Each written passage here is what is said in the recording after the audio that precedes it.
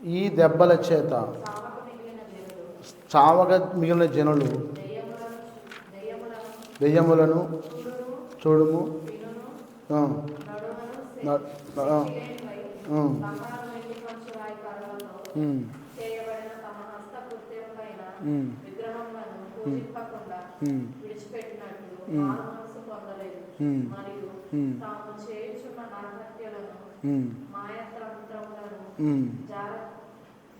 మాయమంత్రములను జారచోరత్వములను చేయకున్నట్లు వారు మారు మనసు పొందిన వారు కారు. ఇక్కడ దేవుడు మాట్లాడుతూ ఉన్నాడు, దయ్యములను చూడను వినను నడువను శక్తి లేనివై బంగారు వెండి కంచురాయి కర్రలతో చేయబడిన తమ హస్తకృతములైన విగ్రహములను పూజింపకుండా విడిచిపెట్టినట్లు మారు మనసు పొందలేదు. అసలు మారు మనసు అంటే తమ పాపాలని దోషాలని ఒప్పుకొని దేవుని దగ్గర పశ్చాత్తాపడటం, క్షమించమని కోరటం. ఇప్పుడు రక్షణ పొందడం కోసం, బాప్తిసం పొందడం కోసం సిద్ధపడుతున్న బిడ్డలు మొట్టమొదట మారు మనస్సు పొందాలి. మారు మనసు పొందడం అంటే తనను తాను తగ్గించుకోవడం, దీనత్వం కలిగి వినయం కలిగి అయ్యా వందనాలు, అయ్యా అమ్మ వందనాలమ్మ. ఎదుటి వాళ్ళు ముఖాన్ని ఉమ్మి వేసినా కానీ తుడుచుకొని పోవాలి, కానీ యేసు ప్రభువులే మాటకు మాట దెబ్బకు దెబ్బ మాట్లాడకూడదు. పరుషంగా కానీ మరి సరసోక్తులైన కానీ బూతులైన కానీ మన నోటి నుంచి రాకుండా మాట్లాడాలి. అది మారు మనసుకున్న ప్రత్యేకత. అందుకే ప్రభు మాట్లాడుతూ ఉన్నాడు, మారు మనస్సు పొందినప్పుడు పశ్చాత్తాపం పొందితే దేవుని యొక్క కృప ఆవరిస్తుందట. దేవుని యొక్క కృప ఆవరిస్తుందట. అంటే దేవుల్లో నువ్వు ఆనుకొని జీవించాలంటే మొట్టమొదటిగా నీ మనస్సు మార్చుకోవాలి. ఆమె మారిపోయింది, ఆ అబ్బాయి మారిపోయిండు, ఇదివరకులాగా కాదు, ఇప్పుడు చాలా మారిపోయిండు, మాట మారిపోయింది, నడక మారింది, పద్ధతి మారింది, తీరు మారింది, విధానం మారింది అని చెప్పి నేను చూసి ఇతరులు మాదిరికరంగా మాట్లాడాలి. కానీ ఏముంది, బాప్తీసం తీసుకుంది, మారు మనసు పొందా అని చెప్పింది, రక్షణ పొందా అని చెప్పింది, ఒట్టట్టి బాప్తీసమే ఒట్టట్టి రక్షణ అని చెప్పి హేళన చేయకూడదు. నిన్ను హేళన చేశారంటే దేవుణ్ణి హేళన చేసినట్లు లెక్కే. ఎందుకంటే చాలామంది అదే అంటున్నాడు దేవుడు, దయ్యములను చూడను వినను నడువను శక్తి లేనివై బంగారును వెండి కంచు రాయి కర్రలతో చేయబడిన తమ హస్తకృతమైన విగ్రహములను పూజింపకుండా విడిచిపెట్టినట్టు మారు మనసు పొందాలి. స్తోత్రం, హల్లెలూయా. అంటే ఇక్కడ వెండి బంగారు విగ్రహాలు కావచ్చు, రాజగ్రహం కావచ్చు, లేకపోతే నీ మనసులో వేరే పురుషుని పెట్టుకున్నావేమో, వేరే స్త్రీని పెట్టుకున్నామో, ఈ గ్రహాలే. వాటన్నిటిని తీసివేసి ఆత్మయన్న దేవుణ్ణి, దేవుడు ఆత్మయన్న దేవుణ్ణి నువ్వు పూజ చేయాలి, పూజించాలి, ఆరాధించాలి, మహింపరచాలి. ఎందుకంటే దేవుడు కనిపించని వాడు, ఆత్మాస్వరూపి, ప్రేమాస్వరూపి, దయాస్వరూపి, కరుణాస్వరూపి, మహిమాస్వరూపి, నిరంతర స్తోత్రార్హుడు, ఆరాధనకు యోగ్యుడు ఆయన. అటువంటి దేవుని నువ్వు స్తుతిస్తున్నావంటే నువ్వు మనస్సు మార్చుకోవాలి. ఫస్ట్ ఏంటి అయ్యగారు మనసు మార్చుకోవడం అంటే ఏంటి అని మీరు అడగొచ్చు. మనసు మార్చుకోవడం అంటే మరి ఇదివరకు నీ జీవితంలో ఉన్న పాపాలు కావచ్చు, దోషాలు కావచ్చు, మరి పరుషపు మాటలు కావచ్చు, సరసపు మాటలు కావచ్చు, బూతు మాటలు కావచ్చు, అల్లరితో కొన్ని ఆటపాటలు, టీవీ చూడటం కావచ్చు, సినిమా చూడటం కావచ్చు, గ్రహారాధన కావచ్చు, ఇవన్నీ తీసేసుకొని నూతనమైన స్వభావాన్ని, నవీనమైన స్వభావాన్ని, నూతనమైన ఆత్మని ధరించుకోవాలి.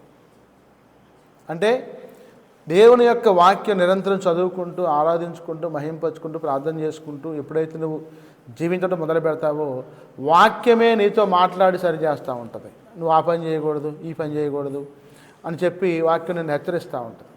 ఎందుకంటే మరి సాతాను సంబంధమైన క్రియల్లో పాలు పంచుకోకూడదు.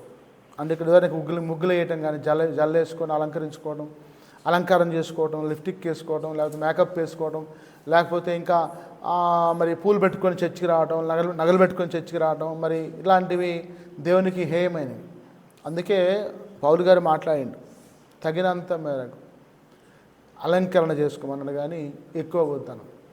అందుకనే మనం ఎప్పుడు కూడా పరిశుద్ధులుగా ఉండడం కోసం ఇష్టపడాలి. కానీ మందిరానికి వచ్చండి తెల్లని వస్త్రాలు ధరించుకొని, మారు మనసు ధరించుకొని, పాపక్షమాపణ ధరించుకొని, పశ్చాత్తాపం ధరించుకొని, మరి మెత్తని స్వభావాన్ని ధరించుకొని, అయ్యా అమ్మ ఏం చేయమంటారు, మందిరం కోసం ఏం చేయమంటారు, పని చేయమంటారా అని, లేకపోతే అమ్మ అని చెప్పి ఇతరులను ఎప్పుడు కూడా ఆడి తూడి తూలి మాట్లాడకూడదు. ఇతరులను ఎప్పుడు కూడా మనం కించపరచకూడదు, హేళనగా మాట్లాడకూడదు, తక్కువగా మాట్లాడకూడదు, చులకనగా మాట్లాడకూడదు. ఎందుకంటే నిన్ను వల్లి నీ పొరుగు వారిని ప్రేమించమని చెప్పి వాక్యం మాట్లాడతాం.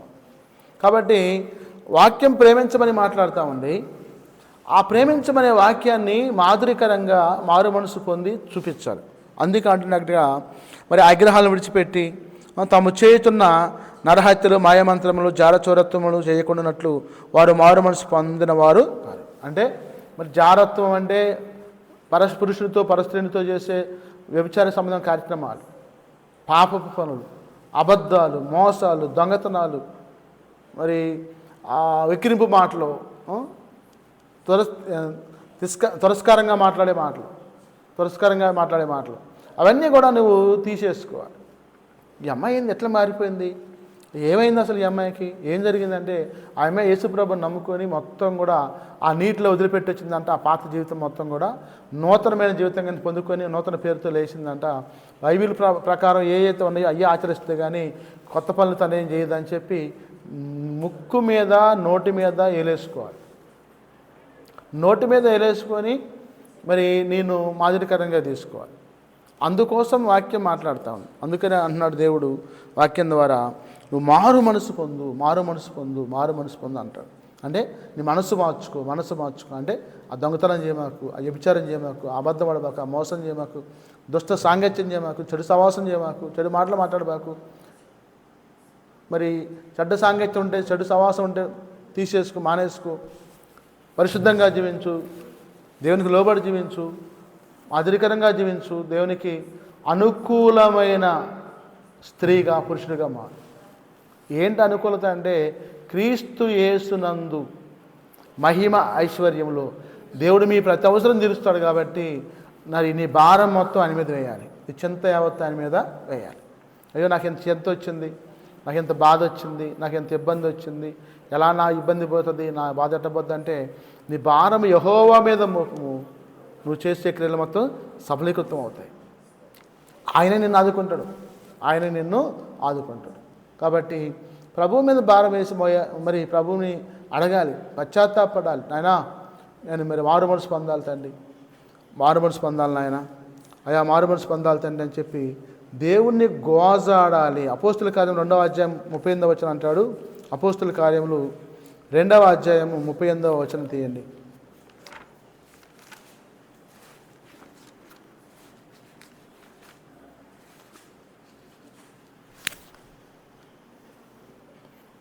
మీరు మారు మనసు పొంది పాపక్షమాపణ నిమిత్తం ప్రతి వాడు యేసుక్రీస్తు నామమున బాప్తిసం పొందుడి, అప్పుడు మీరు పరిశుద్ధాత్మను వరమును పొందుదు. స్తోత్రం హల్లెలూయా.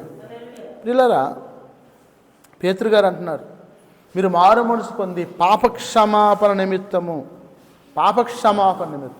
అంటే మారు మనసు పొందిన తర్వాత నేను ఏమైనా మీ ఎడల పాపం చేస్తుంటే క్షమించండి, తోటి కోడలతో, అత్తతోటి, మరి అన్నతో, తమ్ముడితో, భర్తతో, బావతో, మరితోటి, మరి ఇరుగువారితో, పొరుగువారితో, చిన్నప్పటి నుంచి బాల్యం నుంచి కూడా ఇప్పటిదాకా ఉన్న స్నేహాలతోటి మొత్తం కూడా తీసేసుకొని ఆ పాపాలు క్షమించమని చెప్పి అడిగి పశ్చాత్తాపం కోరి పరిశుద్ధాత్మ శక్తిని పొందుకుంటే అప్పుడు బాప్తిసం తీసుకోవాలి. బాప్తిసం తీసుకుంటే నీపై పరిశుద్ధాత్మ అభిషేకం రావాలి, పరిశుద్ధాత్మ అభిషేకం కుమ్మరించబడాలి. ఆ అభిషేకం కుమ్మరించబడాలంటే నీవు మారిన బిడ్డగా, మారిన స్త్రీగా, మారిన పురుషుడిగా ఉండాలి. అపోస్తుల కార్యములు 17వ అధ్యాయం 30వ వచనం తీయండి. అపోస్తుల కార్యం 17:30 తీయండి. ఆ అజ్ఞాన కాలమున దేవుడు చూసి చూడనట్టుగా ఉండెను, ఇప్పుడైతే అందరూ మారు మనసు పొందవలనని మనుషులకు ఆజ్ఞాపించున్నాడు. ఎందుకనగా తను నియమించిన మనుషుని చేత నీతిని అనుసరించి భూలోకములకు తీర్పు తీర్చబోయేది ఒక దినము నిర్ణయించి ఉన్నాడు. మృతులలో నుండి ఆయన లేపినందున దీని నమ్ముటకు అందరికీ ఆధారము కలుగజేసి ఉన్నాడు. స్తోత్రం హల్లెలూయా. ప్రియులారా, అప్పుడైతే అజ్ఞాన కాలంలో అయితే దేవుడు చూసి ఉన్నట్టుందంట. ఇప్పుడైతే అంతటను అందరూ మారు మనసు పొందవాలని మనుషులకి ఆజ్ఞాపిస్తున్నాడు. ఓ సర్వలోక నివాసులారా, ప్రపంచ ప్రజలారా, దేశ ప్రజలారా, రాష్ట్ర ప్రజలారా, మీరందరూ మారు మనసు పొందాలి ఆజ్ఞాపిస్తున్నా నేను. కాబట్టి ఆ మారు మనసు పొంది మరి దేవునికి మాదిరికరంగా జీవించాలని చెప్పి ప్రభు మాట్లాడుతున్నారు. మరి 2 కొరింథీ 7వ అధ్యాయం 10వ వచనం తీయండి. 2 కొరింథీ 7వ అధ్యాయము 10వ వచనం.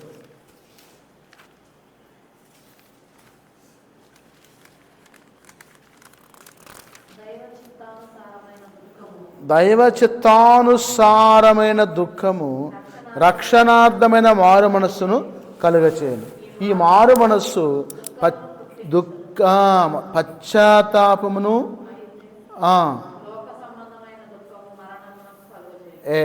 ఇక్కడ మీరు దేవుని చిత్త ప్రకారం పొందిన ఈ దుఃఖం ఎట్టి జాగ్రత్తను, ఎట్టి దోష నివారణకైనను, ప్రతి వాదమును, ఎట్టి ఆగ్రహమును, ఎట్టి భయమును, ఎట్టి అభిలాషను, ఎట్టి ఆసక్తిని, ఎట్టి ప్రతిదానను మీలో పుట్టించనో చూడండి. అంటే ఇక్కడ దైవ చిత్తానుసారమైన దుఃఖము రక్షణార్థమైన మారు మనసు కలుగజేస్తా అంట. ఈ మారు మనసు అంట పశ్చాత్తాపాన్ని పుట్టించదు. అంటే లోక సంబంధమైన దుఃఖము మరణాన్ని కలుగజేస్తుంది. కాబట్టి దైవ చిత్తానుసారమైన దుఃఖం కావాలి. దేవుని కోసం ఏడ్చాలి నువ్వు, మనుషుల కోసం కాదు, కుటుంబం కోసం కాదు, పిల్లల కోసం కాదు. అందుకే దేవుడు అన్నాడు, సిలువ వేసేటప్పుడు నీ కోసం, నీ పిల్లల కోసం ఏడవమ్మా అన్నాడు. కానీ దైవ చిత్తానుసారమైన దుఃఖం అంటే రక్షణార్థమైన మారు మనసు కోసం. అని నీ పాపాలు ఒప్పుకోమని చెప్పి పశ్చాత్తాపడి 3 రోజులు ఉపవాసం ఉండి ప్రార్థన చేయాలి. ఆనాడు పౌలుగా మారేటప్పుడు 3 రోజులు ఉపవాసం ఉండి అననయ్య చేత బాప్తిసం పొందాడు, పశ్చాత్తాపడ్డాడు. తన కళ్ళల్లో నుంచి పొరలు రాలిపోయింది. కాబట్టి అటువంటి దైవ చిత్తానుసారమైన దుఃఖం రక్షణార్థమైన మారు మనసు కలుగజేయాలి. దేవునికి చిత్తానుసారం దుఃఖం చేయాలి. అంతేగాని వీధుల్లో, సంతల్లో, గృహాల్లో ఇప్పుడు పడితే ఏడ్చి ప్రలాపించకూడదు. చర్చిలోకి వచ్చి మన ప్రభువుని అడిగి దుఃఖించి ప్రార్థన చేయాలి. నీ కన్నీటి ప్రార్థన, మోకాటి ప్రార్థన దేవుడు ఆలకిస్తాడు. అందుకే అన్నాడు 2 పేతురు 3:9 అంటాడు. చూడండి, 2 పేతురు 3:9.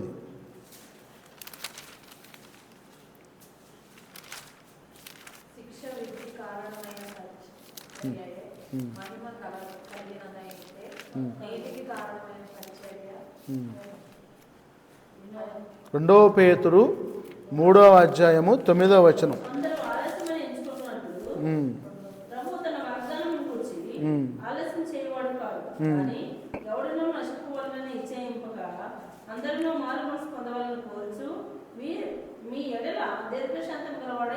స్తోత్రం, హల్లెలూయా. ఇక్కడ దేవుడి రాజ్యం ఎప్పుడు వచ్చుద్ది అని ఆలస్యం అవుతుందని చెప్పి అనుకుంటున్నారు. ప్రియులారా, ఒక సంగతి మర్చిపోబాకండి మీరు. ఏంటా సంగతి అంటే, ప్రభు దృష్టికి ఒక దినము 1000 సంవత్సరం వలెను. ఒక రోజు అంట 1000 సంవత్సరాలతో సమానం అంట ప్రభు దృష్టికి. అంటే ఇప్పుడు ప్రభు దృష్టిలో 2026 అండి. ఎన్ని రోజులు ఇది? 2 రోజులే అయింది. కాబట్టి 1000 సంవత్సరాలకి 1000 సంవత్సరంలో ఒక దినముకి సమానం. 1000 సంవత్సరాలు ఒక దినానికి సమానం. అంటే ఈ భూమి పుట్టి 6000 సంవత్సరాలు అనుకోండి, 6 రోజులే. అంటే ఈ భూమికి అంతము లేదు. పరలోక రాజ్యం ఎక్కడో లేదు, మీ మధ్యలో ఉందన్నాడు. నా ప్రాణమా తినుము త్రాగుము సుఖించమనుకోవాకు, అన్నపానములు గల ఆసక్తి గలవారై తగిన మిగతా ఆహారము భుజించు దేవునికి అనుకూలంగా ఎవరైతే జీవిస్తారో, సమాధానంతో సంతోషంతో ఎవరైతే ఉంటారో వాళ్ళ గృహాల్లో దేవుడు ఉంటాడంట. అంటే దేవుని యొక్క కృప ఎవరైతే రక్షణార్థమైన మారు మనసు పొందుతారో, పాపక్షమాపణ పొందుతారో, పశ్చాత్తాపం పొందుతారో, భర్తతో సమాధానంగా ఉంటారో, భార్యతో సమాధానంగా ఉంటారో, పిల్లలతో సమాధానంగా ఉంటారో, అనుదిన మరి ఆహారానికి ముందు కుటుంబ ప్రార్థన ఏర్పాటు చేసుకుని ప్రార్థన చేసుకుని తెల్లవారుజామున ప్రార్థన చేసుకుని దేవుని చిత్తాన్ని ఎరిగి ప్రవర్తించే కుటుంబం ఏదైతే ఉంటుందో వాళ్ళ కుటుంబంలో సంతోషము, సమాధానం, నెమ్మది, కృప ఆవరించి ఉంటాయంట. ప్రియ సహోదరి సహోదరులారా, అందుకే ప్రభు మాట్లాడుతున్నాడు ఇక్కడ.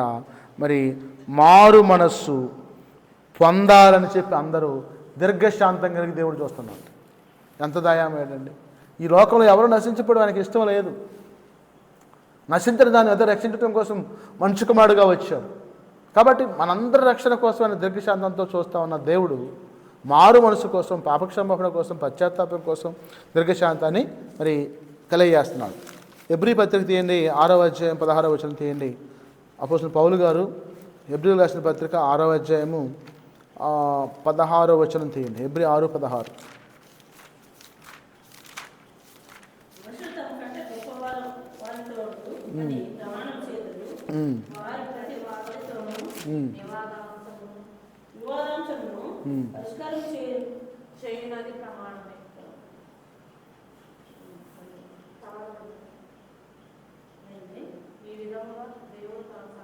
ఇక్కడ ప్రభు మాట్లాడుతున్నాడు, ఎవడు కూడా తన తోడని ప్రమాణం చేయమాకండి. అబ్రహాము వాగ్దానం చేసిన దేవుడు ఎంత గొప్ప దేవుడు అంటే, మరి నిశ్చయముగా నేను ఆశీర్వదించే దేవుడు, విస్తరింపజేసే దేవుడు, ఆయన మాట ఇచ్చి తప్పే దేవుడు కాదు. వాగ్దానాన్ని దయచేసే దేవుడు, వివాదాలను పరిష్కారం చేసే దేవుడు.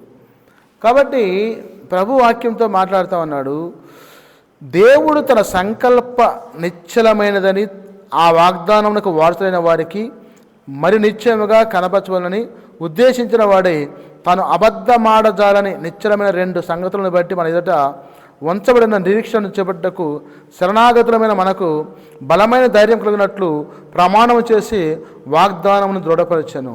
ఈ నిరీక్షణ నిశ్చలమును స్థిరమునై మన ఆత్మకు లంగరవలే నుండి తెరలోపల ప్రవేశించున్నది. నిరంతరము మెల్కీసెదెకు క్రమము చొప్పున ప్రధాన యాజకుడైన యేసు అందులోనికి మనకంటే ముందుగా మన పక్షమున ప్రవేశించును. స్తోత్రం, హల్లెలూయా. పిల్లరా, నిరీక్షణ కోల్పోకూడదు అంటాడు. ఈ నిరీక్షణ సిగ్గుపరచకూడదు. యేసునందున్న నిరీక్షణ అంటే సిగ్గుపరచకూడదు. అంటే నువ్వు ఎంత సమాజ మందిరంలో నేను యేసుప్రభు నమ్ముకున్నా అని చెప్పి బహిరంగంగా ఒప్పుకోవాలంట. ఎప్పుడైతే బహిరంగంగా నువ్వు ఒప్పుకుంటావో దేవుడు పరలోక రాజ్యంలో తండ్రి వద్ద నిన్ను ఒప్పుకుంటాడు. అంతేగా నువ్వు దేవుడిని ఒప్పుకోకుండా సిగ్గుపడి, లేకపోతే ఏమైనా అంటారేమో, లేకపోతే వాళ్ళు వేరే కులం వాళ్ళేమో, వేరే మతం వాళ్ళేమో అని చెప్పి ఎప్పుడైతే భయపడతావో అప్పుడు నువ్వు మరి నిరీక్షణతో కూడిన భక్తి నీలో లేనట్లెక్కే, వాగ్దానపు భక్తి లేనట్లెక్క అంటాడు.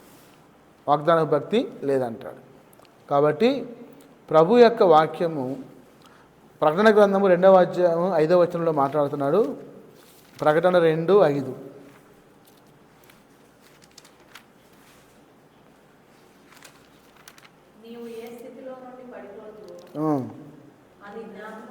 నీవు ఏ స్థితిలో నుండి పడిపోతూ అది జ్ఞాపకం చేసుకుని మారు మనసు పొంది ఆ మొదటి క్రియలను చేయము. అట్లు చేసి నీవు మారు మనసు పొందితేనే సరి, లేని ఎడల నీ వద్దకు వచ్చి నీ దీపస్తంభం దాని చోట నుండి తీసివేతను. చూసారా, ఆయన ఎఫెస్ సంఘంతో మాట్లాడుతూ, మనోహరమైన ఎఫెస్ సంఘమా, నీ క్రియలు, నీ కష్టము, నీ సహనము నేను ఎరుగుదును. నీవు దుష్టులను సహింపలేవనియు అపోస్తుల ప్రకాకే తాము అపోస్తులను చెప్పుకుని వారిని పరీక్షించి వారు అబద్ధికులను నీవు కనుగొంటిననియు, నీ సహనము కలిగి నా నామము నిమిత్తం భారము భరించి అలయలేదనియు నేను ఎరుగుదును. అయినను మొదట నీకుండిన ప్రేమ నీవు వదిలితవని నేను నీ మీద తప్పు ఒకటి మోపవలసి ఉన్నది. నీవు ఏ స్థితిలో నుండి పడితేవో అది జ్ఞాపకం చేసుకుని మారు మనసు పొంది ఆ మొదటి క్రియలను చేయం. భక్తికి రక్షింపబడ్డప్పుడు ఎలాగైతే నువ్వు దేవుని తట్టు తిరిగి ప్రార్థన చేసుకుని పశ్చాత్తాపడ్డావో జీవితాంతం కూడా అలాగే ఉండాలి. లేకపోతే నీ దీపస్తంభం తీసేస్తాను అన్నాడు. అంటే ప్రాణం తీసేస్తాను అర్థం. అదే అన్నాడు ఇక్కడ. నికోలాయిత్ క్రియలు అంటే వేషధారణ, విగ్రహారాధన, సాతాను సంబంధమైన క్రియలు ఉంటే తీసేసుకుని నేను ద్వేషిస్తున్నా వాటిని. కాబట్టి మరి సంఘానికి చెవిగలవాడు ఆత్మ సంఘములతో చెప్తున్న మాట వినుగాక. జీవవృక్ష ఫలాలు భుజించాలంటే నువ్వు మారు మనసుని జీవితాంతం కూడా కలిగి ఉండాలని చెప్పి వాక్యం మాట్లాడతాం. కాబట్టి స్ఫూర్ణ సంఘంతో అంటాడు, నీ శ్రమ దరిద్రతనే ఎరుగుదును, అయినను నీవు ధనవంతుడివే. తాము యూదులమని చెప్పుకొనుచు యూదులు కాక సాతాను సమాజం వలన నీకు కలుగు దోషం నేను ఎరుగుదును. మరి చూడండి, 10 దినముల శ్రమ కలుగును, మడం వరకు నమ్మకముగా ఉండుము, నేను నీకు జీవకిరీటమును ఇచ్చేదను. స్తోత్రం, హల్లెలూయా.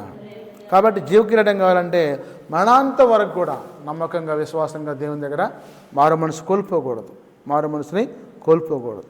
కాబట్టి ఆ మారు మనసు నీకు రక్షణార్థమైన దైవ చిత్తానుసారమైన దుఃఖం రక్షణార్థమైన మారు మనసుని కలగజేస్తుంది. అటువంటి దైవ చిత్తానుసారమైన దుఃఖము రక్షణార్థమైన మారు మనసు కలగజేయాలంటే నీవు ఎప్పుడు కూడా యథార్థముగా సత్యముగా జీవముగా ఉన్న దేవుణ్ణి కొలుస్తూ ఉన్నావు. కాబట్టి ప్రభు మాట్లాడుతున్నాడు ఇక్కడ. మరి నువ్వు తెల్లని వస్త్రాలు ధరించుకోవాలంటాడు.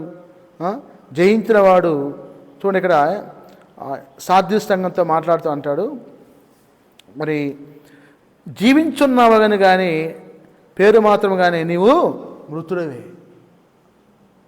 లోకంలో జీవిస్తున్నావు కానీ ఇవాళ రేపు చచ్చేవాడివే, బ్రతికేవాడు కాదు.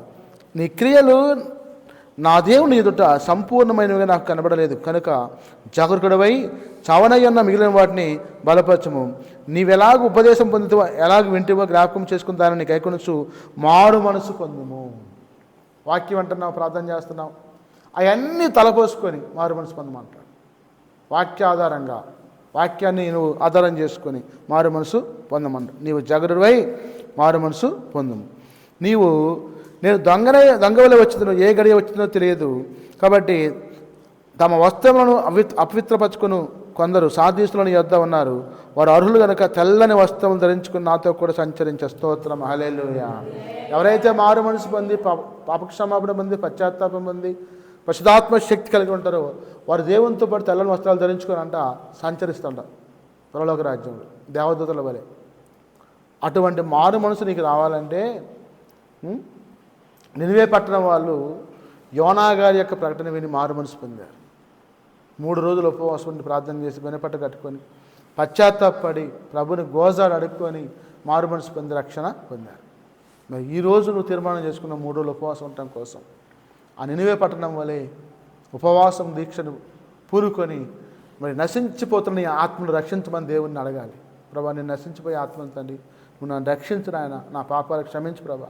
ఆ నినివే పట్టణం క్షమించావు తండ్రి. అలాగే నా యొక్క పాప జీవితాన్ని, రోత జీవితాన్ని, పాత జీవితాన్ని క్షమించి శుద్ధీకరించి పరిశుద్ధపరిచి నీ రాజ్యానికి నన్ను వారసునిగా తయారు చేసుకోమని చెప్పి ప్రార్థన చేయాలి. అందుకే దేవుడు మాట్లాడుతున్నాడు. నినివే వారిని దేవుడు క్షమించాడు. మరి పాప క్షమాపణ మారు మనస్సు యేసుప్రభు వద్దనే ఉంది. యేసుప్రభు వద్దనే ఉంది, ఇంకెక్కడా లేదు ఈ లోకంలో. నీ పాపాలు క్షమించే అధికారం యేసయ్యకి మాత్రమే ఉంది. మారు మనసు ఇచ్చే అధికారం యేసయ్యకి మాత్రమే ఉంది. అందుకే దేవుడు మాట్లాడుతున్నాడు ఇక్కడ. మరి మారు మనసు లూకాసు వార్త 5:32 అంటాడు, మారు మనసు పొందుటకే నేను పాపులను పిలవచ్చును అంటాడు. మారు మనసు పొందడం కోసం, పాపులను పిలవడం కోసం వచ్చాం కానీ పరిశుద్ధుల కోసం రాలా. లూకాసు వార్త 5:32. లూకా 5:32. 32. మారు మనసు పొందుటకై నేను పాపులను పిలవచ్చు కానీ నీతిమంతులను పిలవరాలి. వారితో చెప్పు. స్తోత్రం, హల్లెలూయా. కాబట్టి ప్రభు మాట్లాడుతున్నాడు ఇక్కడ. రోగులకే వైద్యుడు కావాలి కానీ ఆరోగ్యం ఉన్నవాడికి ఎందుకు వైద్యుడు? పాపి కోసం పరలోక రాజ్యం కావాలి. మారు మనసు పొందడానికి పాపులను పిలవచ్చాడు ఆయన, నీతిమంతుల కోసం రాలేదు. కాబట్టి నీ ఉపవాస ప్రార్థన, నీ కన్నీటి ప్రార్థన, నశించిపోయే నీ ఆత్మని దేవుడు రక్షించడం కోసం నీవు మారు మనసు పొందాలి, పాప క్షమాపణ పొందాలి, పశ్చాత్తాపం పొందాలి. అందుకే అంటున్నాడు దేవుడు, మరి మీరు ఈ పాప క్షమాపణ నిమిత్తము బాప్తిస్మ పొందిన పేతురు గారు అన్నారు. అలాగే పౌలు గారు కూడా మరి దైవచిత్తానుసారమైన దుఃఖము రక్షణార్థమైన మారు మనసుని కలగజేస్తుందని చెప్పాడు. కాబట్టి ఈ మాటలను నీవు మరి ఆలకించి ఆసక్తి కలిగి మారు మనసు పొందాలి. ఆసక్తి కలిగి ఈ రాత్రి మారు మనసు ఇవ్వు ప్రభు అని చెప్పి ప్రార్థన చేయి. రేపు రక్షణ గురించి ప్రార్థన చేద్దాం.